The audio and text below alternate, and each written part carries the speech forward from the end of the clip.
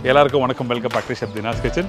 இன்றைக்கி நம்ம எந்த ஊருக்கு வந்துருக்கு பார்த்தீங்கன்னா காஞ்சிபுரத்தில் இருக்காங்க. காஞ்சிபுரத்தில் என்ன ரெசிபி பார்க்க போகிறோங்கன்னா தீபாவளி வரப்போது. தீபாவளிக்கு ஏகப்பட்ட ரெசிபிகள் நம்ம சேனலில் பண்ணிட்டு வரோம். அதே மாதிரி இன்றைக்கி பார்க்குற ரெசிபினா தேன்குழல் முறுக்கு.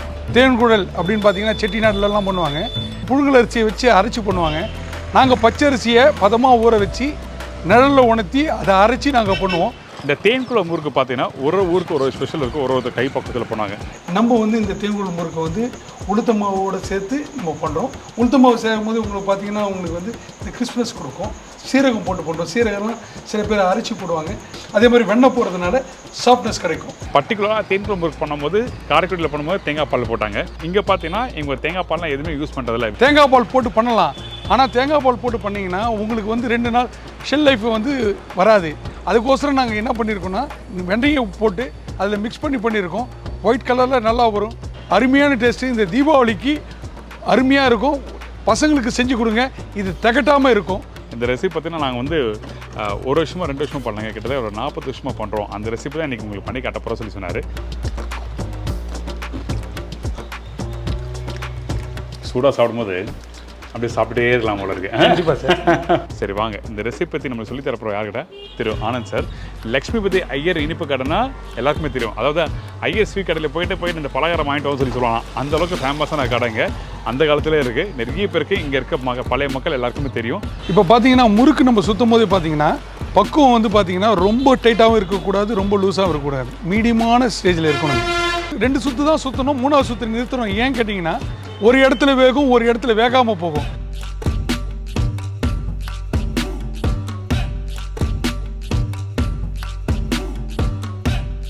காஞ்சிபுரம் மக்கள் சார்பாகவும் எங்கள் கடை சார்பாகவும் மற்றும் செஃப் தீனா அவர்களுடைய டீம் அவங்க சார்பாகவும் அட்வான்ஸ் தீபாவளி நல்வாழ்த்துக்களை தெரிவிச்சுக்கிறேன்.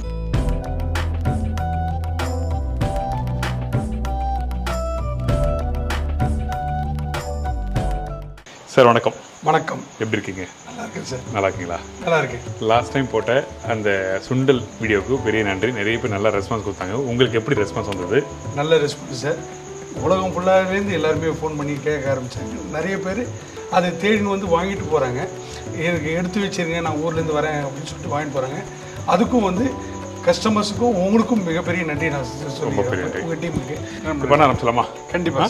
அதுக்கு முன்னாடி தேன்குழல் முறுக்கு தேவையான பொருட்கள் சொல்கிறீங்களா? கண்டிப்பாக சொல்லுங்கள். அரிசி மாவு, அதாவது அரிசியை ஊற வச்சு காய வச்சு அரைச்ச அரிசி மாவு 1 கிலோ, வறுத்து அரைத்த உளுத்த மாவு 200 கிராம், வெண்ணெய் 100 கிராம், சீரகம் 10 கிராம், உப்பு 10 கிராம், பெருங்காயம் வந்து தூள் வந்து தேவையான அளவு நம்ம கையில் எடுத்து போடலாம். 5 to 10 கிராம்ஸ்குள்ளே போடலாம். அதுக்கப்புறம் தேவையான அளவு ஆயில். நீங்கள் சொன்னீங்க அந்த தேவையான பொருட்கள் சொல்லும்போது இந்த அரிசியை வந்து நம்ம வந்து ஊற வச்சு காய வச்சு நீங்கள் வச்சுருக்கேன்னு சொல்லி சொன்னீங்க. இது என்ன அரிசி யூஸ் பண்ணுறோம் தேன்குழலுக்கு? பச்சரிசி யூஸ் பண்ணுறோம் சார். பச்சரிசி மாவரிசி. அதை வந்து அரைச்சிட்டு நல்லா ஜலிச்சிட்டு அதில் போடணும் சார். Okay done. அதை நம்ம வீட்டில் நார்மலாக முழுக்க பண்ணுறோம். அது அரிசியை வந்து நல்லா வந்து க்ளீன் பண்ணிட்டு வாஷ் பண்ணுறேங்க, ஊற வச்சுருங்க. ஊற வைக்கிறது வந்து எவ்வளோ ஊற வச்சுருப்பீங்க? ஒரு half an hour வச்சுருப்பீங்க. ஆமாங்க. அதுக்கப்புறம் இதோட வந்து வறுத்து அரைச்ச உளுத்த மாவு. சரி ஓகே. உளுத்த மாவு வந்து 200 கிராம் எடுத்துட்டு நல்லா வறுத்துட்டு ஸோ மீதமான பொன்னிறமாக வந்த உடனே அதை ஆற வச்சு அதுக்கப்புறம் அரைச்சி ஜலிச்சிக்கணும். சரி, ஜலிச்சு அந்த மாதிரி சரி போடலாம். அப்போ ஓகே, மாவு போட்டாச்சு. இதுக்கப்புறம் உளுத்த மாவு. ஓகே. உளுத்தம்பருப்பு மாவு வந்து நீங்கள் மிக்சிலே அரைச்சிக்கலாம்ல? மிக்சிலே அரைக்கலாம், மாவு மிஷின்லையும் கொடுத்து அரைச்சிக்கலாம். ஆனால் மாவு மிஷின் அரைச்சி 200 கிராம் அரைக்க மாட்டாங்க. பல்க் குவான்டிட்டி அதனால நம்ம மிக்சியில் கூட அரைச்சிக்கலாம். சரி ஓகே. இந்த உளுத்தம்பருப்பு எதுக்காக யூஸ் பண்ணுறோம், என்ன காரணம் சொல்லி சொன்னீங்க? பொதுவாகவே உளுத்தம்பருப்பு வந்து பார்த்திங்கன்னா வீட்டுக்கெல்லாம் வந்து உளுத்தங்கஞ்சி குழந்தைங்களுக்குலாம் கொடுப்பாங்க. ஏஜ் அட்டன் பண்ணும்போதெல்லாம் வந்து பார்த்திங்கன்னா உளுத்தங்கஞ்சி கொடுப்பாங்க. ஏன்னா போன் ஸ்ட்ரென்த்து எல்லாமே ஸ்ட்ரென்த்து கிடைக்கிறதுக்கு. இதே மாதிரி இதுக்கும் ஸ்ட்ரென்த்தும் கிடைக்கும்.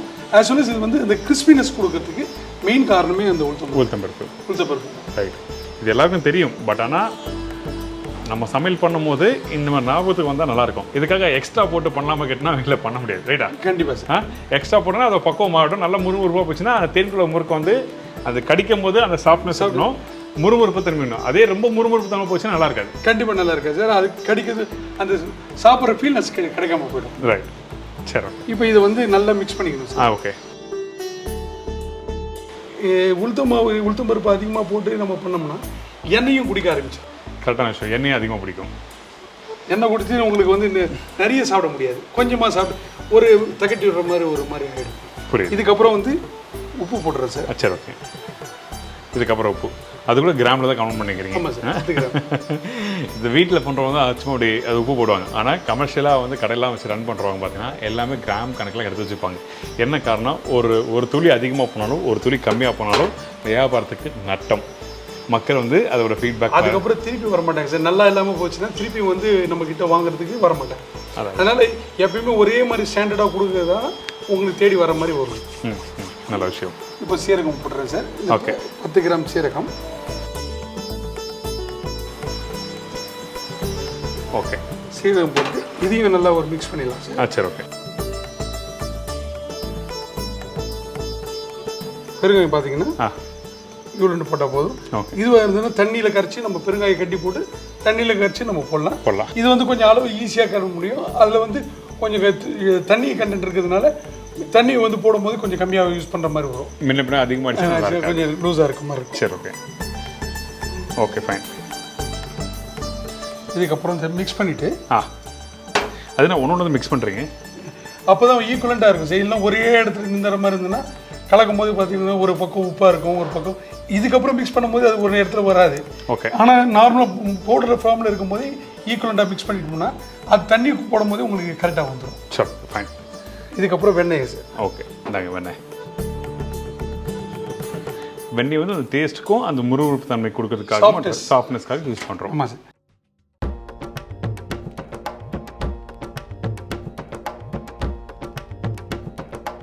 இப்போ பார்த்தீங்கன்னா எல்லாம் மிக்ஸ் ஆகி போச்சு. வெண்ணெய் சீரகம் பார்த்தீங்கன்னா உங்களுக்கு எல்லாமே ஈவனாக மிக்ஸ் ஆகிருக்கு பாருங்கள். இது தண்ணி போட்டு பண்ணோம்னா அது மாதிரி மிக்ஸ் ஆகாதுக்கு வாய்ப்பு கம்மி. வெண்ணெயை வந்து நாங்கள் அப்படியே டேரெக்டாக போட்டோம். வேணும்னா உருக்கி விடக்கூடாது. உருக்கி விட்டாலும் அது வந்து மிக்ஸ் ஆகிறதுக்கான வாய்ப்புகள் ஈஸியாக இருக்கும். அது சூடு போய் சில பேர் சூடு கை போடணும் வேணான்னுவாங்க. அதனால் நம்ம வெண்ணெயை அப்படியே வெண்ணெயாகவே போட்டு மிக்ஸ் பண்ணிட்டோம்னா இன்னும் டேஸ்ட் நல்லாயிருக்கும் சார். இப்போ நம்ம தண்ணி ஆட் பண்ணிடலாமா சார்? சரி ஓகே.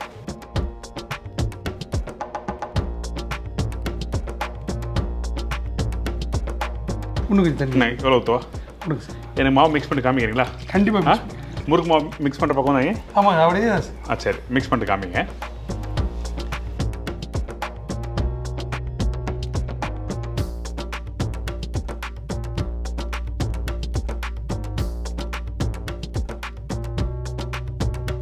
இப்போ மிக்ஸ் பண்ணிட்டோம் சார். இதை சரி ஓகே. நான் இதை கொடுக்குறேன். நீங்கள் ஜஸ்ட் நீங்கள் எந்த பதம் இருக்குதுன்னு பாருங்கள். மாவு மிக்ஸ் பண்ண பக்கம் பார்த்தீங்கன்னா நம்ம வீட்டில் எப்படி மாவு மிக்ஸ் பண்ணுவோமோ அதே மாதிரி பக்கம் தான். அந்த எலசான பக்குவம். டைட்டாக இருக்கக்கூடாது, ரொம்ப லூஸாகவும் இருக்கக்கூடாது. லூஸாக இருந்தால் அவங்க எல்லாமே தெரியும் என்ன பிடிக்கும். இன்னொன்று பார்த்தீங்கன்னா அதே டைமில் இந்த இடத்துல வந்து டைட்டாக இருந்தால் புளியறது கஷ்டம். இப்போ வந்து ஆயில் இது பண்ணிவிட்டு நம்ம பொரிக்க வேண்டியது. சரி ஓகே தாங்க.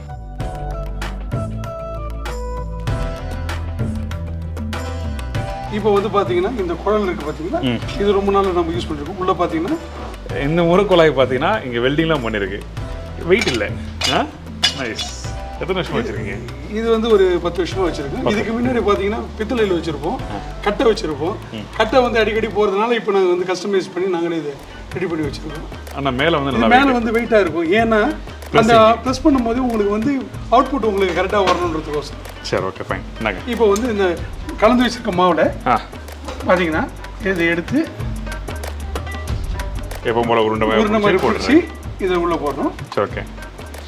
எத்தனை சுற்று போடுறீங்க இப்போ? 2 சுத்தா 3 சுத்தா? 2 சுற்று தான் போடும். 2 சுற்று தான். சரி ஓகே.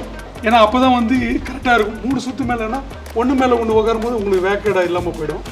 அப்போ வந்து உங்களுக்கு வந்து மொத்தையாக வரும். டேஸ்ட்டும் வந்து உங்களுக்கு அந்த அளவுக்கு கிடைக்காது. சரி. ஃபீல்டு வந்து அந்த ஃபீல்னஸ் கிடைக்காது. ஓகே. இந்த ஒரு அளவுக்கு 3/4 இதுக்கு போட்டுட்டு சரி ஓகே. இப்போ எடுத்துட்டு இது மாதிரி ஒரு கரண்டி இங்கே இருக்குங்க. இது என்ன பட்டை கரண்டி? இது நம்ம வீட்டில் வந்து ஜல்லிக்கரண்டி பார்த்துருக்கேன். அப்படிலாம் தட்டில் வச்சு போடுவாங்க. இதில் தான் போடுவீங்களா? இதில் 2 முறுக்கு 3 4 முறுக்கு போட்டு இதை போட்டோம்னா ஈஸியாக போட முடியும். இல்லை ஒவ்வொரு முறுக்காக சுற்றுறதுன்னா வீட்டில் சுற்றுறதுக்கு ஈஸி. ஒரு நாள் பண்ணிட்டு போடுவாங்க. நாங்கள் டெய்லி பண்ணுறதுன்னா இது மாதிரி பண்ணாத இது மாதிரி தான் வச்சுருக்கோம். ஈஸியாக சூப்பர் நைஸ். மெல்லிசா இருக்குது.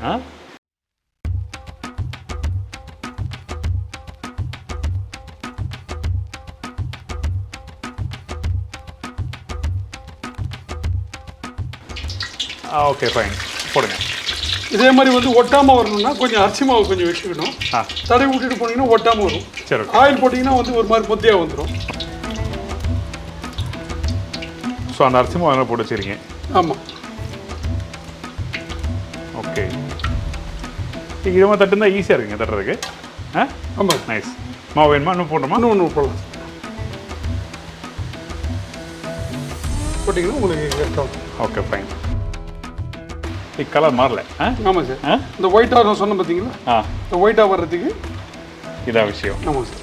இது ஃபுல் வேக்காடு எடுக்கலாம், பாதி வேக்காடு எடுத்து வச்சிடணும். பாதி வேக்காடு எடுத்து வச்சோம்னா என்னன்னா இன்னும் ஒரு 2 வாட்டி 3 வாட்டி போட்டுட்டு ஒரே டைமில் கொடுக்கும்போது ஈவனாக ஒரே கலரில் வரும். ஓகே. ஓ அப்படி பண்ணுவீங்க? ஆமாம் சார். அப்போ செகண்ட் டைம் போடும்போது எல்லாத்தையும் ஒன்றா போட்டு எடுத்துடுறோம். கண்டிப்பாக டன். ஸோ ரெண்டாவது வாட்டியும் வந்து நம்ம வந்து அரிசி மாவு போட்டு பிழிஞ்சிரும். இப்போ எத்தனை 3 4 4 போடுவோம் சார்.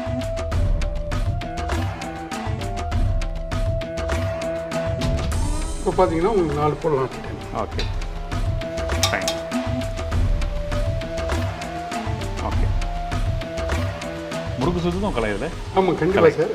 நான் மணப்பாறை முறுக்கு பண்ணும்போது பார்த்தீங்கன்னா அங்கே பார்த்தீங்கன்னா ஒரு நாளைக்கு 20,000லேருந்து 30,000 முறுக்கு வந்து போடுவாங்க. அப்படி சுற்றி போட்டுகிட்டே இருக்காரு. ஆனால் இந்த மாதிரி நீங்கள் தட்டை வச்சு நீங்கள் பண்ணும்போது லைட்டாக தட்டணும், அப்போ தான் விழும். நீங்கள் அப்படி திருப்பினா பிரிஞ்சு வரதுக்கு வாய்ப்பு நிறைய இருக்கும். கண்டிப்பாக சார். ஐடியா இல்லையா? ஓகே. தேன்குழல் முறுக்கு ரெடி. காஞ்சிபுரத்தில் வந்து சாரோட கடையில் தேன்குழல் முறுக்கு ரொம்ப நல்லாயிருக்கும் அப்படின்னு சொல்லி சொன்னார். ஸோ அந்த தேன்குழல் முறுக்கு வந்து நீங்கள் மற்ற ஊரில் பண்ணுற தேன்குழல் முறுக்கும் எங்கள் ஊரில் பண்ணுற தேன்குழல் முறுக்கும் வித்தியாசம். அதில் என்ன வித்தியாசம் ஸ்டார்டிங்கே சொன்னார். இங்கே வந்து அந்த தேங்காய் பால் போட்டு நாங்கள் பண்ணுறதில்ல. அதுக்கு என்ன காரணம்னா இந்த மாதிரி சீர் வரிசெல்லாம் வச்சு கொடுக்கும்போது அப்போ அந்த டைமில் வந்து அது சீக்கிரமாக வந்து கெட்டு போகிறதுக்கு வாய்ப்பு இருக்கும். கெட்டு போதில் அந்த தேங்காயோட அந்த ஸ்ட்ராங்கான வாசம் வந்துடும். அதான் விஷயம். கண்டிப்பாக நீங்கள் வேணும் அப்படி பண்ணிக்கலாம். ஆனால் இவரோட கடையில் பண்ணுற அந்த தேன்குழல் முறுக்கு வந்து இப்போ நம்ம பண்ணிட்டு இருக்காரு. இப்போ வந்து இதை எடுத்து அப்படியே இதோட போடலாமா? சரி ஓகே. இந்தாங்க.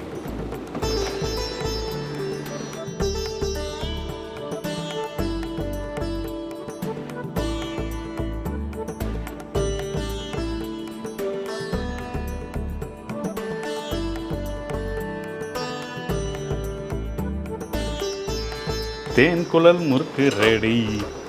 இதில் இன்னொரு பியூட்டி என்னன்னா இதில் வந்து இன்னொரு மெத்தட் உள்ள போடலாம்.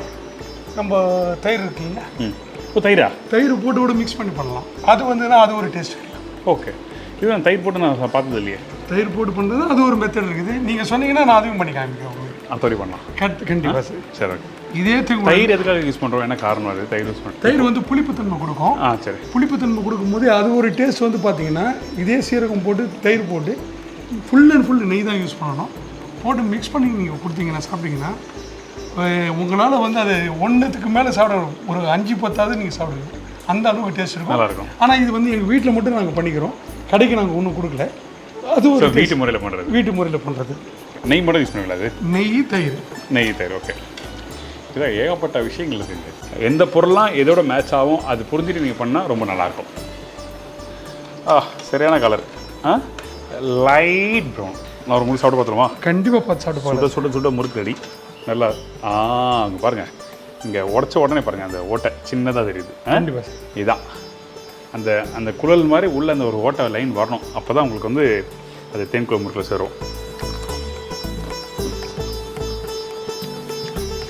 சூடாக சாப்பிடும்போது அப்படியே சாப்பிட்டே இருக்கலாம் போல இருக்கு. கண்டிப்பாக சார். அருமையாக இருக்கும். வெரி நைஸ் முறுக்கு. நீங்கள் சொன்ன மாதிரி அந்த முறுக்கு வந்து முறுமுறுப்பு தன்மை இருக்குது, அந்த சாஃப்ட்னஸ் இருக்குது, ரொம்ப நல்லாயிருக்கு. அந்த பட்டரோட டேஸ்ட் நல்லா தெரியுது. அந்த சீரகம் ஒன்று போடும்போது அந்த வாசம் நல்லா தெரியுது. வெரி குட் முறுக்கு. இந்த தீபாவளிக்கு இந்த மாதிரி முறுக்கை ட்ரை பண்ணி பாருங்கள், ரொம்ப நல்லாயிருக்கும். வீட்டில் யாருக்காவது 4 முறுக்கு 5 முறுக்கு தரீங்கன்னா பத்தாது. அம்மா இன்னும் 2 முறுக்கு தாங்க, 4 முறுக்கு தாங்க எக்ஸ்ட்ரா கேட்பாங்க. அந்தளவுக்கு சூப்பரான முறுக்கு. அந்த பட்டரோட டேஸ்ட்டு ப்ளஸ் அந்த சீரகத்தோட வாசம், அதுக்கப்புறம் வந்து முறுக்கோட தன்மை முறுமுறுப்பாக நல்லா சூப்பராக ஃபஸ்ட் கிளாஸாக இருக்குது. Thank you sir. Thank you so much. Welcome sir. இந்த தீபாவளிக்கு அல்டிமேட்டான ரெசிபிகள் நிறைய உங்களுக்கு ஷேர் பண்ணியிருக்கோம். கண்டிப்பாக ட்ரை பண்ணி பாருங்கள். இந்த மாதிரி ரெசிபியில் நீங்கள் வீட்டில் பண்ணணும்னு சொல்லிட்டு தான் ஒரு ஊருக்கு போய் ட்ராவல் பண்ணி அந்தந்த ரெசிபியில் ஷேர் பண்ணிட்டுருக்கேன். உங்கள் எல்லாருக்கும் ரொம்ப பிடிக்கும் நினைக்கிறேன். ரொம்ப நன்றி sir. Thank you so much. Thank you. பிரமாதம். ஈஸி ரெசிபி, நல்ல taste. Thank you sir. Thank you so much. First class. எப்படி சுண்டல் வந்து அல்டிமேட்டோ அதே மாதிரி இந்த முறுக்கும் அல்டிமேட். ரொம்ப நன்றி சார். எனக்கு உங்கள் ஃபோன் நம்பர் தெரியுங்களா? என்னுடைய பேர் வந்து A.N. ஆனந்த்.